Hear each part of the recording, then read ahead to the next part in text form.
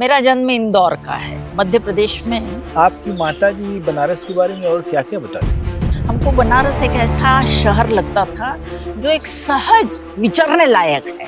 आपके पिताजी का व्यक्तित्व कैसा था? क्या घर में उनका प्रभाव किस तरह का था? पिताजी को अपना घर बनाना बिल्कुल पसंद नहीं था। उनका कहना था ये गलत होगा, ये अच्छी बात नहीं है कि अपना अपना करो। किस सन में आप दिल्ली गई थी?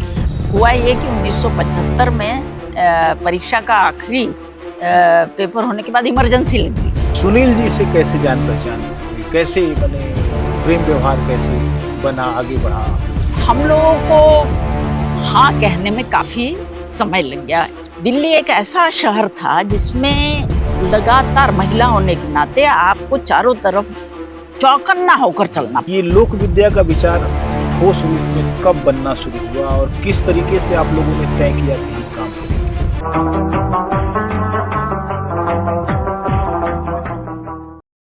इस वीडियो के प्रायोजक हैं सत्यनारायण सिंह यादव, पुत्र स्वर्गीय रामबहाल सिंह यादव, संस्थापक और सहायक अध्यापक आदर्श इंटर कॉलेज रेहारी पतरही जौनपुर, भूतपूर्व सैनिक और आध्यात्मिक, ग्राम आह्लादपुर, पोस्ट बहेरी, जिला गाजीपुर। भारत में शासक वर्ग द्वारा यह दावा किया जा रहा है कि अब यह विश्वगुरु होने जा रहा है और इसकी अर्थव्यवस्था 5 ट्रिलियन वाली होने जा रही है, जो तमाम बड़ी अर्थव्यवस्थाओं में से एक हो जाएगी। उसकी पोजीशन ऐसी होगी कि वह तमाम सारे देश की और दुनिया की राजनीति को नियंत्रित करने और उसको प्रभावित करने की स्थिति में आ जाएगा।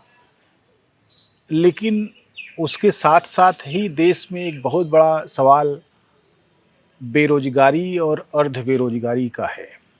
बेरोजगारी का सवाल वहाँ है जहाँ युवा वर्ग अपने लिए कोई काम नहीं ढूंढ पा रहा है या उसको कोई काम संस्थागत रूप से नहीं मिल पा रहा है, व्यक्तिगत रूप से वह मजदूरी करने के लिए विवश है। अर्ध बेरोजगारी की स्थिति वहाँ है जहाँ तमाम सारे शिल्प और कलाओं के जानने वाले लोग हैं, लेकिन बाज़ार में उनकी जगह लगातार कमतर होती गई है। उनके उत्पादों का मूल्य इतना कम होता गया है कि अब वे अंतिम सांस गिनने तक पहुंच गए हैं। बहुत सारे शिल्पकारों ने अपने तमाम सारे कामों को छोड़ दिया और दूसरे रूप में अपनी आजीविका कमाने के लिए लगे। बहुत सारे लोग उसमें लगे हुए हैं, लेकिन वे संघर्ष के दौर से गुजर रहे हैं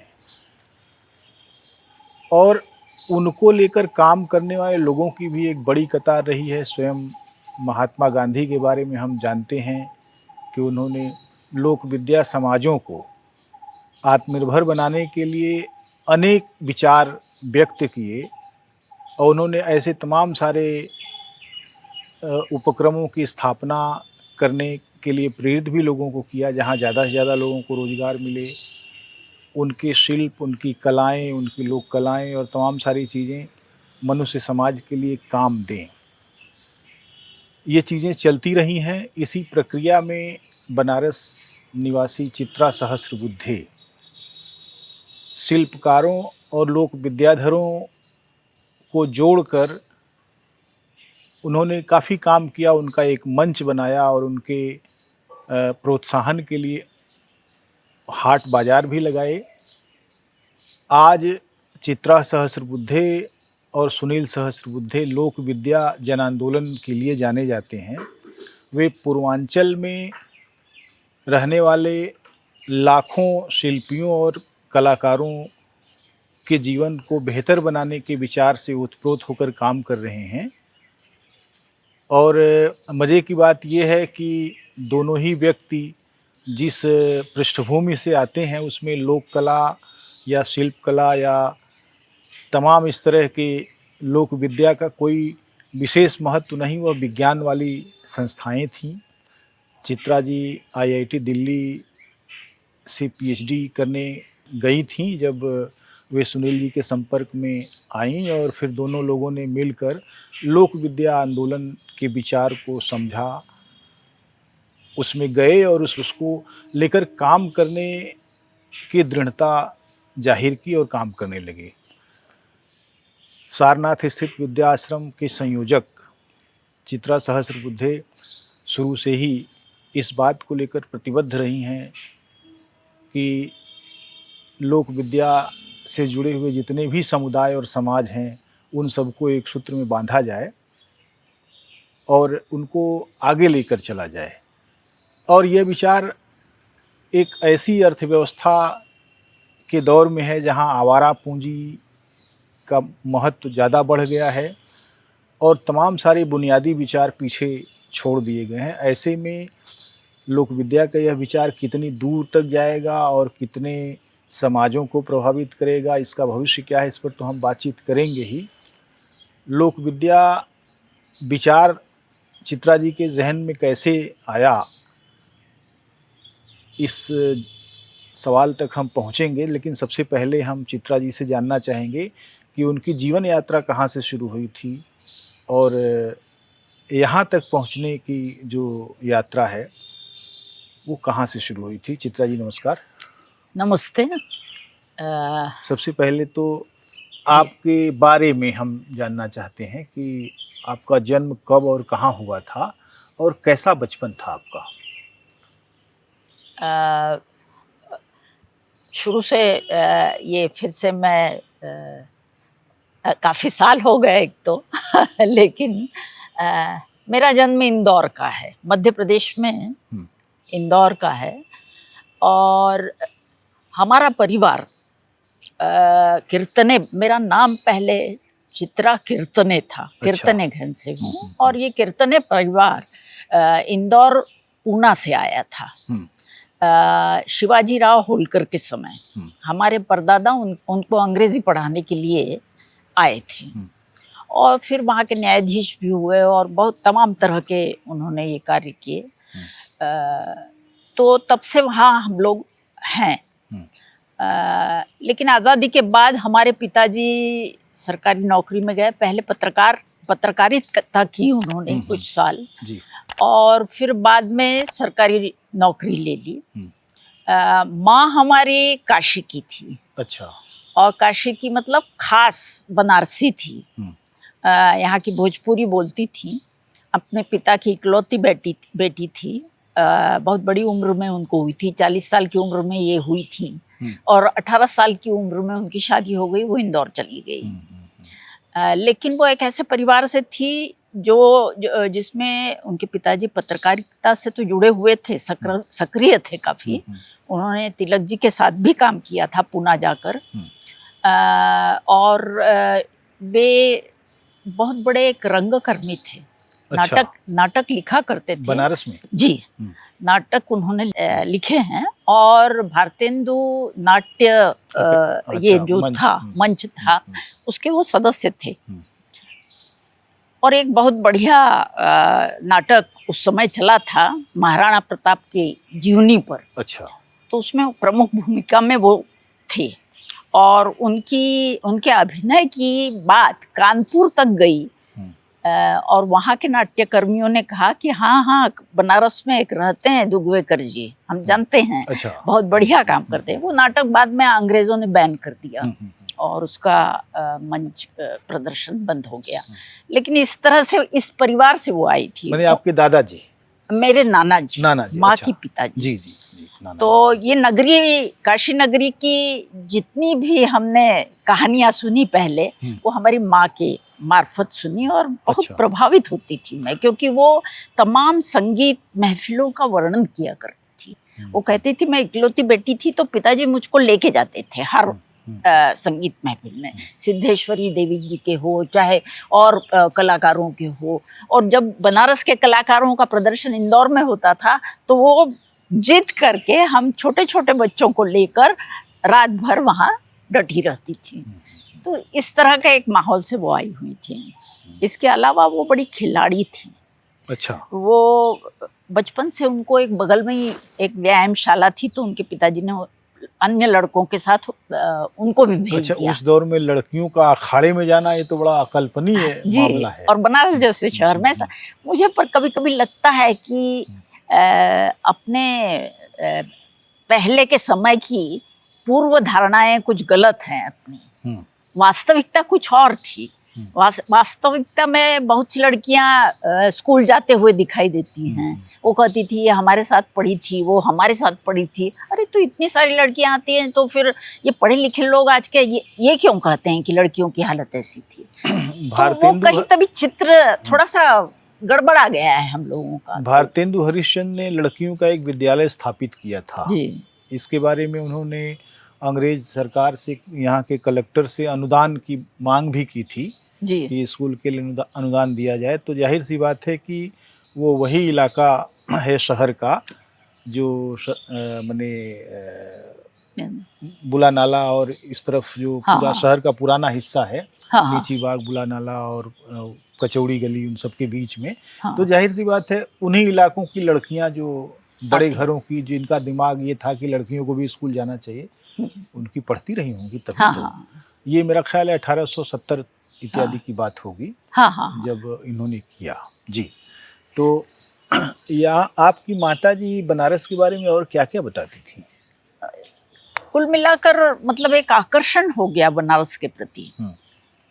और जैसा कि बातें होती हैं आपसे, बहुत बार आपसे कई बार बातें हुई हैं, उसमें से हम ये देखते थे कि हमारे बचपन में हमको बनारस एक ऐसा शहर लगता था जो एक सहज विचरने लायक है। दोस्त लोग हैं, आपस में बातचीत होती रहती है, तरह तरह के धर्म के लोग आपस में मिलते हैं। इस तरह का चित्र हमारे सामने आया था आज़ादी के आंदोलन, क्योंकि 42 में शादी हुई थी हमारी माँ की। उसके पहले सारे आंदोलनों का चित्र था। तब बनारस बहुत एक्टिव भी था वहाँ समाज में। तो बताती थी कि किस तरह से गलियों में आते थे और हम लोगों को बताते थे कि ये करना चाहिए, वो करना चाहिए, गांधी जी के आंदोलन के समय वगैरह। तो इस तरह की हलचल से मैं बड़ी हुई था। फिर इंदौर में मेरा पढ़ना लिखना हुआ। हम 6 भाई बहन थे और 6 भाई बहनों में मैं सबसे छोटी थी। तो मुझे बहुत फ़ायदा इस बात का हुआ कि 6 भाइयों के अनुभवों का साझा मुझे मिला, मतलब हिस्सा मुझे मिला। और दुनिया को समझने के लिए अलग अलग विचारों का भंडार खुल गया मेरे लिए। तो ये एक बहुत अच्छी बात थी मेरे लिए। आपके पिताजी का व्यक्तित्व कैसा था? क्या घर में उनका प्रभाव किस तरह का था? हमारे पिताजी 2 भाई थे सगे और 2 सौतेले थे उनके। अच्छा। और मुख्य रूप से ये सबसे छोटे थे मेरे पिताजी। और पिताजी स्वभाव तो जहाँ तक हम लोग उनको जानते थे, खिलाड़ी प्रवृत्ति के थे और साहसी थे। रूप रंग में बहुत मतलब ये नहीं था उनका, लेकिन वो उनका दोस्त परिवार इतना बड़ा था और इतना खुलापन था उनके मन में कि वो उनका घर आना जाना था। और हम लोग उस समय राजनीतिक जो भी हलचल थी, प्रजा सोशलिस्ट पार्टी वगैरह बनी थी जगह जगह, और कांग्रेस के खिलाफ भी थोड़े स्वर उठ रहे थे वगैरह, ये सब। तो इनकी चर्चा सारी हमारे घरों में होती थी। और हमारा घर ऐसा, हमारे पिताजी भांग पीते थे, खुद पीसते थे, बनाते थे। और दोस्त लोग आते थे तो सबके लिए बनता था, सबको दिया जाता था। क्या बात है। उनकी ससुराल वाले शहर में तो भांग का एकदम वैभव था। तो कभी अगर ससुराल आते रहे होंगे तो यहाँ तो बड़ा मजा आता। हाँ बिल्कुल। और प्रवृत्ति, अलग अलग प्रवृत्ति के दोस्त थे। कोई नाट्य में था, कोई पॉलिटिक्स में था, कांग्रेस के भी थे, भाजपा नहीं, उस समय जनसंघ थी, जनसंघ के समर्थक कुछ थे। तो मिला जुला ऐसा सब कुछ था। जिसका समाज बड़ा होता है उसमें तरह तरह के लोग आते ही हैं। तो उनके साथ हम लोगों को भी बहुत सी बातें सुनने को मिलती थी। तो शिवरात्रि के दिन हो, होली के दिन हो, उस दिन तो भांग पार्टी होती ही थी हम लोगों के यहाँ। इसके अलावा वो संगीत में बहुत रुचि रखते थे। अच्छा। रोज रात को वो शास्त्रीय संगीत आता था उस समय रेडियो पर, वो सुना करते थे। हमारी माँ को भी शास्त्रीय संगीत पसंद था, वो मतलब जानकार भी थी उनकी और ये भी। तो घर में एक संगीत का माहौल था। हमारी दोनों बहनों को संगीत सीखने के लिए भेजा गया। मैं बहुत छोटी थी, वो दोनों जाती थी, मुझे याद है। और उन्होंने परीक्षाएं पास की सातों, साथ में MSc भी किया एक ने केमिस्ट्री में किया, एक ने फिजिक्स में किया, लेकिन मैं सीख नहीं पाई संगीत। उस समय कुछ सोच हमारी, हम जब 8वीं कक्षा में पहुंचे, मैं तो घर में कोई बहुत ऐसी हर चीज बहुत ज्यादा थी ऐसा नहीं था। बहुत इससे रहते थे हम लोग, कम संसाधनों के मार्फत आदि थे। 2 कमरे के किराए में के घर हमें हमेशा रहे। हमारे माँ पिताजी ने कभी घर नहीं बनाया अपना, दोनों नौकरी करते थे, लेकिन उन्होंने पिताजी को अपना घर बनाना बिल्कुल पसंद नहीं था। उनका कहना था ये गलत होगा, ये अच्छी बात नहीं है कि अपना अपना करो। उनकी जमीन जो थी पूना में, उनके हिस्से की, वो कभी उन्होंने दे दी, उन्होंने ली नहीं वो, और न उसका कोई ये रिटर्न दिया। तो वो बहुत पक्के थे इस हिसाब से। उन्होंने पहले से क्लियर किया था कि हमारी लड़कियों में हम दहेज नहीं देंगे, लड़कों की शादी में हम दहेज नहीं लेंगे। क्या बात है। तो ये चला के इसलिए वो कई बार बच्चों के मन में उनके प्रति ये रहता था कि बड़े कड़े हैं ये, लेकिन दूसरी तरफ वो बड़े मृदु थे। ऐसी चर्चा करते थे, बहुत प्रोत्साहित करते थे बच्चों को कि हमारी बड़ी बहन को वो झांसी की रानी बोलते क्या थे। बात है। हाँ। और मझली बहन को वो कहती थी ये तो ज्ञान गंगा है, क्योंकि वो बहुत किताबें पढ़ती थी बचपन से, होशियार भी थी, कक्षा में बहुत ज्यादा आगे रहती थी, IIT भी गई वो, तो उसको ज्ञान गंगा कहते थे। आपके जो भाई लोग थे वो सबसे बड़े भाई थे आपके या बहन थी? हमारे सबसे बड़े भाई थे 2। उनका नाम क्या था और कैसे लोग थे वे लोग? सबसे बड़ा भाई अरविंद नाम से था और उससे 1 साल छोटा मकरंद नाम से था। अरविंद मकरंद इस तरह से नाम दिए थे। लेकिन अरविंद जो है वो 5 साल के बाद उनको एपिलेप्टिक फिट्स का ये होने लगा, तो और फिर वो 27 वर्ष की उम्र में गुजर गए। लेकिन वो घर में सबके साथ रहे, अपंग से हो गए थे, लकवा भी लग गया था, लेकिन उनका बहुत बड़ा सहारा था वो। उनकी वजह से हम 6 भाई बहन साथ में आए और एकजुटता रही, क्योंकि हमारा एकल परिवार था, कोई मामा मौसी या काका नहीं थे। तो यही परिवार आपस में मिलजुल कर सारे काम किया करता था।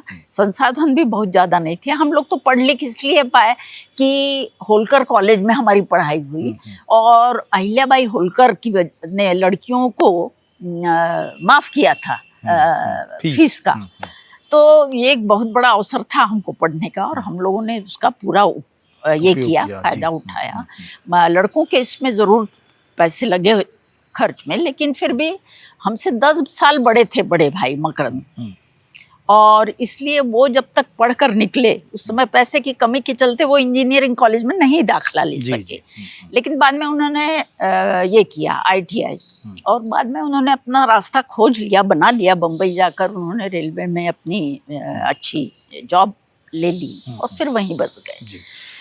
तो इस तरह से एक और भाई थे आपके? एक छोटे भाई थे, उन्होंने इंजीनियरिंग किया। अच्छा। बड़े भाई ने कहा कि इनको करने देंगे हम, अब हो सकता है संभव है, तो सहारा मिल गया। और उनका पहले BARC में हुआ, तो कुछ साल वहाँ रहे, लेकिन वो ऐसे ही हुआ हमारे जैसा ही कि उनका मन नहीं लगा उसमें, कि ये जो आधुनिक शिक्षा के संस्थान हैं और इस तरह की रिसर्च के जो संस्थान हैं वो बहुजन समाज के लिए नहीं है, उनकी भलाई के लिए नहीं है। तो वो वहाँ से छोड़ के चले आए। फिर 1-2 जगह, कई जगह किया, और अंत में इंदौर में जाकर बस गए, अपना एक उद्योग भी शुरू किया, और बाद में वो लोक विद्या जन आंदोलन से जुड़ गए। बहनें आपकी जो 2 हैं बड़ी जी, वो कौन कौन लोग? बहनें, एक का नाम तो मैं जानता हूँ, सुनंदा कीर्तने था, संभवतः IIT कानपुर में थी। जी। हाँ, एक और दूसरी का नहीं जानता। दूसरी बहन हमारी, मतलब वो सबसे बड़ी बहनें हैं हम तीनों में। उनका नाम है ललिता कीर्तने। अच्छा। अब वो शादी के बाद ललिता नेवासकर लिखती हैं, और वो इंदौर में ही रहती थी। उन्होंने केमिस्ट्री में किया, अहिल्या होलकर कॉलेज से ही MSc किया, और उसके बाद उन्होंने जॉब किया वहाँ ड्रग इंस्पेक्टर के रूप में। अच्छा। वो मध्य प्रदेश में पहली महिला थी जो ड्रग इंस्पेक्टर थी। बाद में बच्चे हो गए, ये हो गए, तो उन्होंने जॉब छोड़ दिया, क्योंकि बहुत घूमना पड़ता था उसमें और दोनों चलाना मुश्किल था। अब वो बम्बई आ गई हैं, पुणे आ गई हैं, अपनी बेटी के पास रहती हैं। और सुनंदा जी? सुनंदा जी यूं कहिए हमारे मेरे कम से कम और छोटे भाई के लिए भी उनके, हम लोग उनको गुरु मानते हैं। ज्ञान गंगा जो थी। हाँ, वो इसलिए भी कि हम तीनों की उम्र में थोड़ी सी जी। कम थी, बड़े भाई बहन थोड़े और ज्यादा बड़े पड़ते जी, थे जी। हमारे लिए। तो इनके साथ काफी हर चीज में, चाहे वो पढ़ाई के मामले में हो, चाहे लोगों से कौन से दोस्त ने क्या कहा, ये सब शेयर होता था। क्या कहा, कहाँ झगड़ा हुआ, किसने मारा, किसने क्या किया, कैसे खेल हुए। तो बचपन से उनके साथ हमने सीखा दुनिया को क्या अच्छा है क्या गलत है बहुधा। यहाँ तक कि उनका जब आईआईटी में हो गया तो आगे जाकर हमको उन्होंने ही मार्गदर्शन दिया कि आईआईटी परीक्षा दो, एमएससी हो जाने के बाद पीएचडी करना जहाँ हो जाए। तो हम लोगों ने वैसे ही किया है उनके इसमें, और फिर दिल्ली में हो गया, हम दिल्ली में चले आए। और ये जो मजदूर किसान नीति समूह से हम जुड़े, उसके लिए भी सुनंदा जी हमारी गुरु रही। उन्होंने ही कहा कि आप दिल्ली से काम कर सकती हो, इस पे तो करिए। तो फिर मजदूर किसान नीति के लिए 1-2 आर्टिकल लिखे जी। हमने। तो किस सन में आप दिल्ली गई थी? मैं 1976 में गई। हुआ अच्छा। ये कि 1975 में परीक्षा का आखिरी पेपर होने के बाद इमरजेंसी लग गई। तो अब इमरजेंसी लग गई तो कुछ ऐसा हुआ कि कहीं अप्लाई भी नहीं किया हमने ज़्यादा। वहीं पर इंदौर में कुछ खोजने की कोशिश की, लेकिन फिर उसमें मन नहीं लगा और फिर पीएचडी करने का तय किया। तो 1976 में हम दिल्ली आ गए। अच्छा। और दिल्ली में केमिस्ट्री और सिविल इंजीनियरिंग विभाग के मार्फत एक सेंटर खुला था मटेरियल साइंसेस का। जी जी। तो उसमें हमको पीएचडी करने का मौका मिल गया, तो वो काम हमने किया। तो पीएचडी आपकी पूरी हो गई? पीएचडी पूरी कब? हमारी पीएचडी शादी के बाद पूरी हुई। अच्छा। हमारी पीएचडी 1981 या 82 में कभी हुई है, मुझे एग्जैक्ट याद नहीं। 81 में होगा। कभी आपने सरकारी नौकरी की तरफ ध्यान नहीं दिया? नहीं, हमने सरकारी नौकरी के लिए कभी अप्लाई नहीं किया और कोशिश की कि क्योंकि एक बच्चा हो गया था, बड़ा बेटा 1981 में, और सुनील जी का इधर उधर आंदोलनों में जाना शुरू हो गया था, काफ़ी किसान आंदोलन वगैरह में। तो हमने पीएचडी का काम छोड़ के हम आ गए क्योंकि स्कॉलरशिप बंद हो गई। और फिर सोचा कि क्या करना चाहिए बच्चे को साथ में लेकर, और ये लोग सतत अगर घर से बाहर रहेंगे तो हम किस तरह से काम कर सकेंगे। बहुत कुछ सोचा। फिर चूंकि हम इनको जॉब लग गया बनारस में गांधी विद्या संस्थान में, तो हम आ गए। फिर हमने सोचा कि अगर अगल बगल कोई विद्यालय होगा तो हम कर लेंगे, और ऐसी कोई ज़रूरत नहीं है। अगर आपको जॉब मिल गया है तो दोनों को जॉब करने की ज़रूरत नहीं है, उसमें हम लोग चला लेंगे। तो ये फिर तय हो गया कि हम दोनों कभी जॉब नहीं। सुनील जी से कैसे जान पहचान हुई? कैसे माने प्रेम व्यवहार कैसे बना, आगे बढ़ा, कैसे शादी तक बात पहुंच गई? ऐसा है कि चूंकि आईआईटी कानपुर जब मैं दिल्ली आ गई तो कानपुर जाना एक तो आसान था। इंदौर से कानपुर जाने का कभी सोचा नहीं। हम लोग कभी इंदौर से बाहर नहीं ज़्यादा निकले, तो दिल्ली ही निकले। फिर उसके बाद कानपुर जाना आसान हो गया क्योंकि बहन है, तो आना जाना शुरू हो गया वहाँ हमारा। और बहुत सी बातें राजनीतिक हुआ करती थी बहन से। अच्छा। कि ऐसा ऐसा है। हम लोग सक्रिय रहे इसमें। जब हमने कहा ना कि 8वीं कक्षा में हिंदी के बारे में ज़्यादा सेंसिटिव थे हम लोग, क्योंकि अंग्रेज़ी हटाओ आंदोलन में पूरे जोर शोर से बच्चों के बीच चर्चा होती थी। यहाँ तक कि हम अपने विद्यालय के अध्यक्ष चुने गए जब, तो हमने पूरे 6 महीने इस पर संवाद चला दिया था। वाद विवाद प्रतियोगिताएं वगैरह होती हैं, तो उसमें हिंदी क्यों ज़रूरी है, इस पर हम लोगों ने, और अंग्रेजी का हटना क्यों ज़रूरी है, इस पर वाद विवाद प्रतियोगिताओं को चला दिया। तो एक समझ में आया कि समाज में सही चीज़ जब तक क्या है, कैसे देखना, जब तक बहुजन लोगों के लिए कोई चीज़ सही नहीं है तो वो सही नहीं है, उनके हित में नहीं है, उनकी शक्ति को बढ़ाने वाला नहीं है तो नहीं होना चाहिए। ये एक मोटी समझ हिंदी आंदोलन ने हमको दी। एक आदर्शवाद हिंदी आंदोलन ने पैदा किया, वरना इससे पहले जी जो गैर बहुजन समाजों से आते हैं, यानी सवर्ण समाज से जो लोग आते हैं, हाँ हाँ उन्होंने अपने भीतर से ही अच्छाइयाँ और बुराइयाँ इतनी ज़्यादा देखी कि वो उसी में सिमट कर रह गए। बहुजन समाज के प्रति उनकी अवधारणा बहुत स्पष्ट नहीं थी। लेकिन आपके यहाँ आप जो बता रहे हैं उससे पता लग रहा है कि आपके दिमाग में ये विरोध पैदा हुआ कि अगर बहुजन समाज के लिए कुछ ठीक नहीं है तो समाज के माने वो उसका कोई महत्व नहीं है। हाँ हाँ जी। उसमें एक योगदान इसका भी रहा कि हमारे यहाँ साहित्य बहुत पढ़ा जाता था, और जो हम नहीं पढ़ते थे उस समय हमारे बड़े भाई बहन पढ़ के उसके बारे में बताते थे। जब हम लोग पढ़ने लगे तो बहुत सी कहानियां पढ़ने को मिली, यहाँ तक कि मतलब आधा समय हम लोगों का उपन्यास पढ़ने में और हिंदी और बहुत सी चीजें हिंदी साहित्य के मार्फत हमारे दिमाग में आई। यही कि अंग्रेजी कौन पढ़ता था, और एक रेजिस्टेंस था हमारे मन में शुरू से कि अंग्रेजी नहीं सीखना, अंग्रेजी बोलते नहीं थे हम, अंग्रेजी विषय नहीं था हमारे इसमें। लेकिन आपके पास तो आपके कलेक्शन में अंग्रेजी की बहुत सारी किताबें हैं। उतना आप पढ़ते हम हैं, लेकिन कम्युनिकेशन के लिए कभी इस्तेमाल नहीं किया।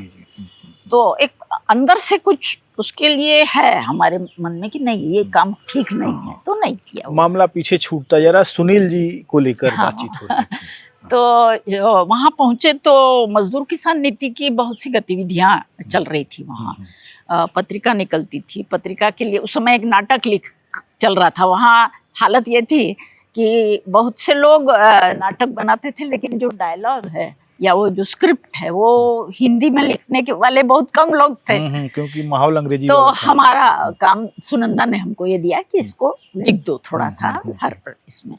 तो इस तरह से हमारा जाना आना बढ़ा, एक गतिविधि में शामिल होना शुरू हुआ। तो सुनील जी के साथ मुलाकात हुई, और उस समय ज़्यादा बात ऐसे डायरेक्ट कुछ नहीं होती, क्योंकि उसमें उस समूह में करीब 15-20 लड़के थे, ज़्यादा ही होंगे। तो ये घटना कैसे हुई कि सुनील जी आपको अच्छे लग गए? ये तो बहुत मुश्किल है कहना, क्योंकि बातचीत होती रहती थी तो लगता था कि हाँ इनमें कुछ है जो हमें सुनना चाहिए ध्यान से और हमें प्रभावित कर रहा है, इसकी बात भी समझ में आ रही थी। एक दिन क्या हुआ कि इन लोगों ने कार्यक्रम रखा कि चित्रा आई है तो वो खाना अच्छा बनाती है, ऐसा हमारी बहन ने कहा। तो क्योंकि हम घर में खाना काफ़ी बनाते थे, तो हमसे कहा गया कि श्रीखंड बनाइए। श्रीखंड बनाने का सुझाव इनकी तरफ से था कि आप श्रीखंड बनाना जानती हो तो श्रीखंड बना दीजिए। तो हमने कहा ठीक है। तो एक दिन श्रीखंड बनाया गया, उसमें करीब 20-25 लोग आए, खाना वाना पूड़ी बनी, खाना बनाए, शुक्ला जी थे उनके घर में। तो इस तरह से थोड़ा सा एक परिचय गहरा हुआ थोड़ा। और फिर उनका आना, 1-2 बार आना हुआ दिल्ली में। उस समय दिल्ली में कई चीज़ें चल रही थी, जैसे मेरे ख्याल से किसानों का सबसे बड़ा बोट क्लब पे जो ये हुआ प्रदर्शन, वो हुआ, और उसके बाद अखबारें भरे रहे कि किसानों ने दिल्ली को कितना गंदा कर दिया है वगैरह। तो हम लोग उस पर बात कर रहे थे, सब लोग। दिल्ली जब वो आए उसमें शामिल भी हुए। कुछ दोस्त वहाँ के दिल्ली में आ गए थे कानपुर से पीएचडी करके। एक डॉक्टर IV राव करके थे जी, हैं, मतलब अभी भी हैदराबाद में हैं, वो आए, और 2-3 लोग और आए। नरेश शर्मा जो अभी भी हमारे विद्याश्रम के ये थे, वो उस समय बीटेक करके आए थे और पीएचडी करने के लिए ISI में इकोनॉमिक्स में पीएचडी करने के लिए आए थे। तो ऐसे कुछ ग्रुप था वहाँ हमारा, जो फरीदाबाद, गाजियाबाद जाकर मजदूर संगठनों के बीच में जाके काम भी किए, हम लोग जाते थे। तो इस तरह से एक काम का सिलसिला जो बढ़ा ना, और समझ की जो ये बनी, उससे लगा कि अच्छा ये तो ग्रुप के साथ काम करने का मौका खोना नहीं चाहिए, और इसमें जितना हासिल हो सकता है ज्ञान के स्तर पर वो करना चाहिए। शादी के लिए फिर क्या प्रस्ताव ये कर पाए थे या आपने किया? नहीं, प्रस्ताव नहीं हुआ, न उनकी तरफ से न मेरी तरफ से, लेकिन उनकी इच्छा जाहिर हो गई दोस्तों के मार्फत। हाँ, इन्होंने बताया था कि एक दोस्त हाँ। पहले ही जाके बोल दिया और हाँ। इसका बड़ा बुरा माना गया। हाँ। हमारी बहन ने कहा कि मौका तो उनको मिलना चाहिए था जिनको आपस में शादी करनी है। तो ये सब बातें दोस्तों में होती रहती है, वैसी हुई। लेकिन हम लोगों को हाँ कहने में काफी समय लग गया। उसका कारण एक क्या है, बड़ा विचित्र सा। जैसे बताइए। उन्होंने मैंने उनके दोस्त से ये कहा कि उनका व्यवहार मुझे नाटकीय लगता है। सुनील जी का? सुनील जी का। अच्छा। तो ये बहुत विचित्र बात थी ना। हाँ। मतलब नाटकीय कहने का मतलब यही जो है वो नहीं दिखा रहे हैं। हाँ। ये है। हाँ। तो उन्होंने कहा नहीं, ऐसा हम सालों से रह रहे हैं उनके साथ और ऐसा कुछ भी नहीं है वगैरह, ये दिया। फिर कुछ तो काफी लंबी बात हुई, 1.5 साल का समय लग गया इसलिए। हाँ, और फिर शादी की। चलिए, जैसे आप लोगों का भला हुआ वैसे दुनिया का भला हो। अच्छा, आप बनारस जब आ गई जी, तो बनारस कभी ऐसा लग गया कि यहाँ मेरी नाना रहते थे, नानी रहती थी, मेरी माँ का बचपन यहीं बीता, तो बनारस से क्या लगा हुआ आपका, किस तरीके से? जैसा कि मैंने कहा, पहले बचपन से बहुत सी कहानियां सुनी थी हमने। तो जब हम बनारस में आए पहले, तो सबसे पहले हम शीतला घाट गए और माँ के घर को देखा अंदर से। वो लोग जान रहे थे कि अच्छा आप उनके लोग हैं। उस समय जिनको घर सौंपा था उन्होंने, मतलब बेचा था, वो लोग रह रहे थे वहाँ। कोई बंगाली परिवार था। तो एक संबंध बन गया जी। और बनारस वैसे भी मैं चूंकि दिल्ली से आई थी, इंदौर से नहीं गई थी, मैं दिल्ली से गई थी, तो मुझे ये शहर एकदम मतलब बहुत अपना सा लगा। दिल्ली महिला होने के नाते जब जितना भी मैं अकेली काफी घूमती थी दिल्ली में, आर्ट गैलरीज में जाती थी, जगह जगह पॉलिटिकल इसमें जाती थी। हमारे साथ का जो ग्रुप था पीएचडी कर रहा था, उसमें से किसी को इंटरेस्ट नहीं था, तो बहुधा मुझे अकेले जाना पड़ता था, या फिर नरेश या आईवी राव आते थे तो जाते थे हम लोग। तो मैं इस रूप में दिल्ली को एक भयानक शहर के रूप में ही जानती हूँ।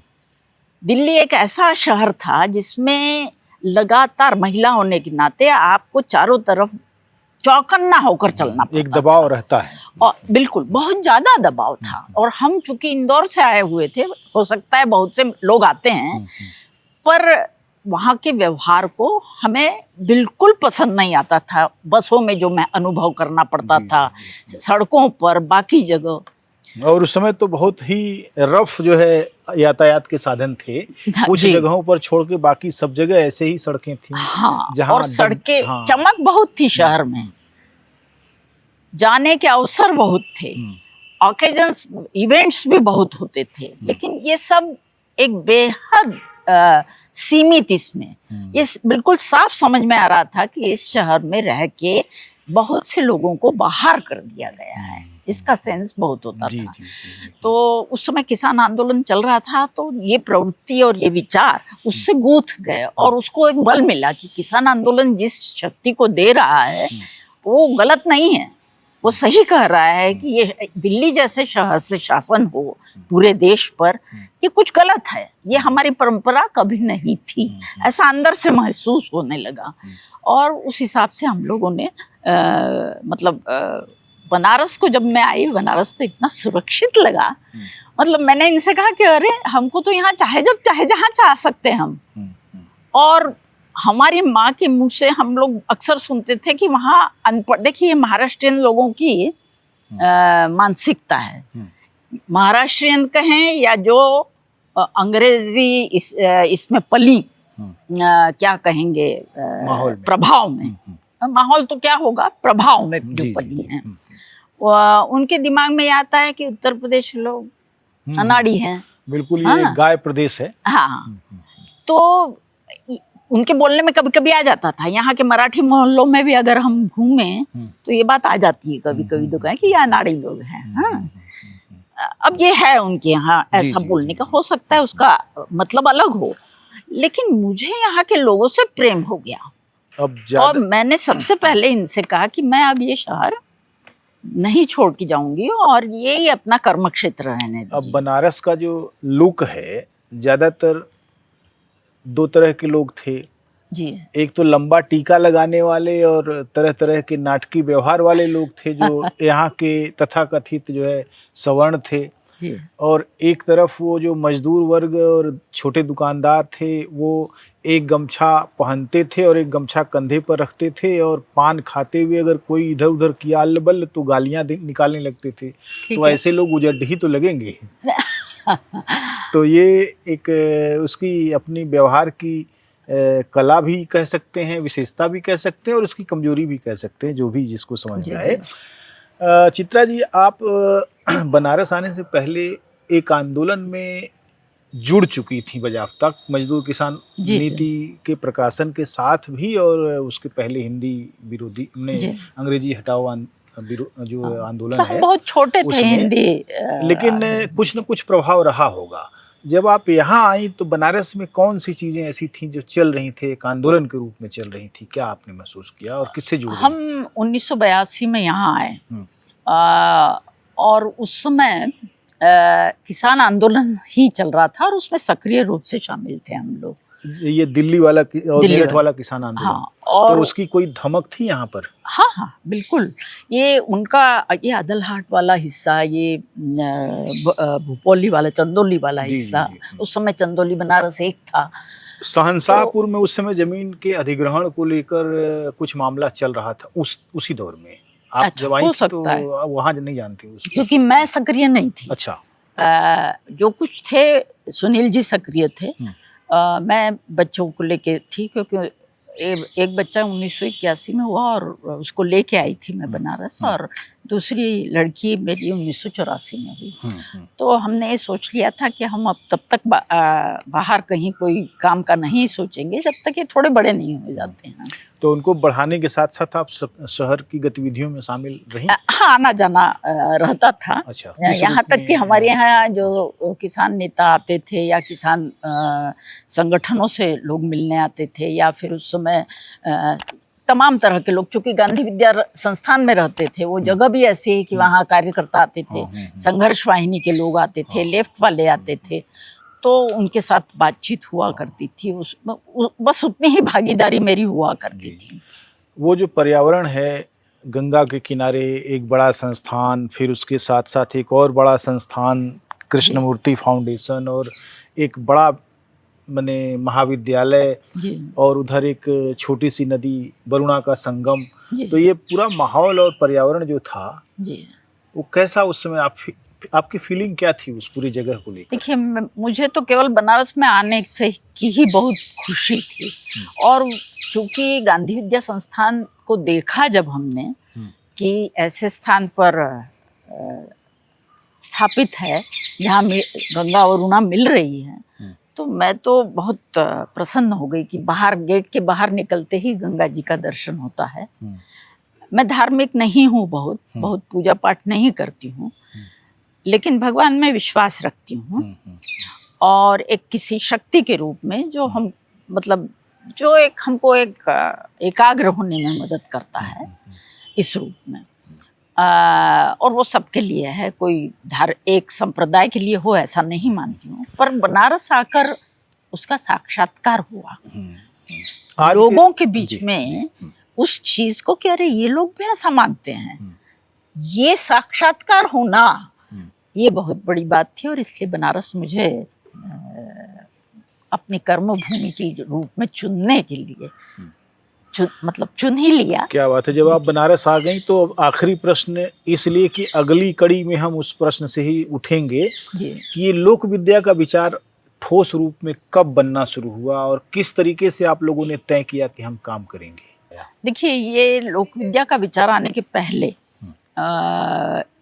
बहुत से कार्य हो चुके थे, और वो कार्य अलग अलग स्थानों पर अलग अलग समाजों के बीच में हो चुके थे।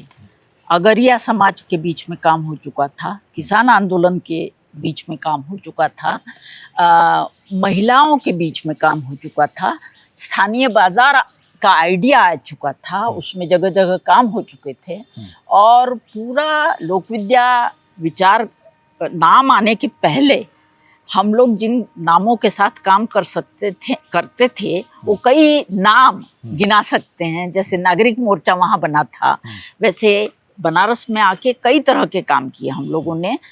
स्वदेशी साइंस के नाम से किया, किसान पीठ आयोजित किया, चिंतन ढाबा किया, फलाना ठिकाना, बहुत सारे प्रयास करके देखे।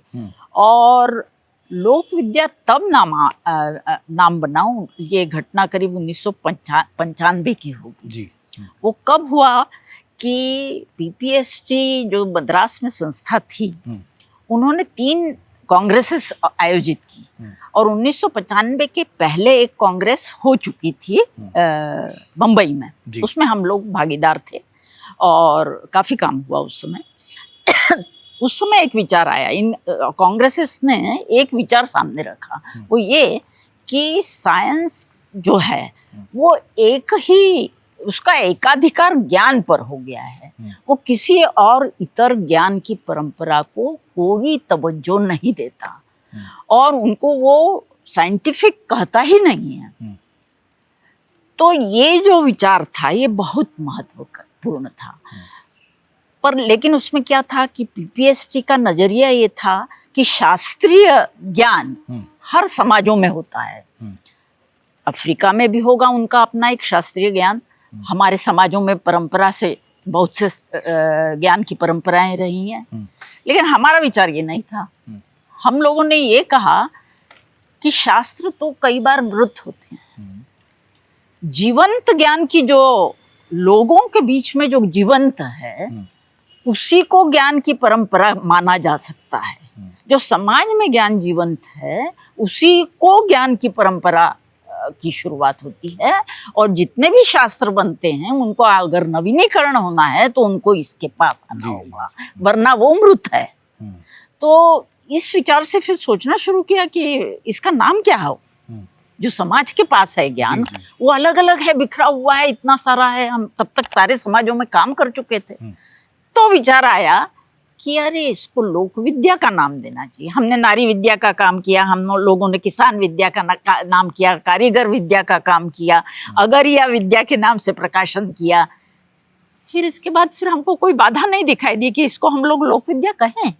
और फिर लोक विद्या अनाउंस किया, एक बड़ी बैठक हुई यहाँ सर्वसेवा सिंह में और उसको अनाउंस किया। फिर बहुत अच्छा, ये एक पूरी जर्नी है आपकी। और बनारस में फिर जो पारी शुरू हुई तो आज तक चल रही है। तो हम अगले जो सेशन है इसके, उसमें कैसे कहाँ आपने काम किया, उसका क्या परिणाम हुआ, और आज जबकि आरक्षण और भागीदारी का सवाल और उसको ख़त्म करने के लिए एनएफएस और फासिस्ट पॉलिटिक्स का पूरा दौर आया है, यहाँ पर लोक विद्या कहाँ एग्जिस्ट कर रहा है और आने वाले भारत के भविष्य को निर्धारित करने में लोक विद्या क्या भूमिका अदा करेगा, इन सारे सवालों पर बाद में आपसे बातचीत करेंगे। आज आपने समय दिया, बहुत बहुत धन्यवाद। नमस्कार। नमस्कार। इस वीडियो के प्रायोजक थे सत्यनारायण सिंह यादव, पुत्र स्वर्गीय रामबहाल सिंह यादव, संस्थापक और सहायक अध्यापक आदर्श इंटर कॉलेज रेहारी पतरही जौनपुर, भूतपूर्व सैनिक और आध्यात्मिक, ग्राम अहलादपुर, पोस्ट बहेरी, जिला गाजीपुर।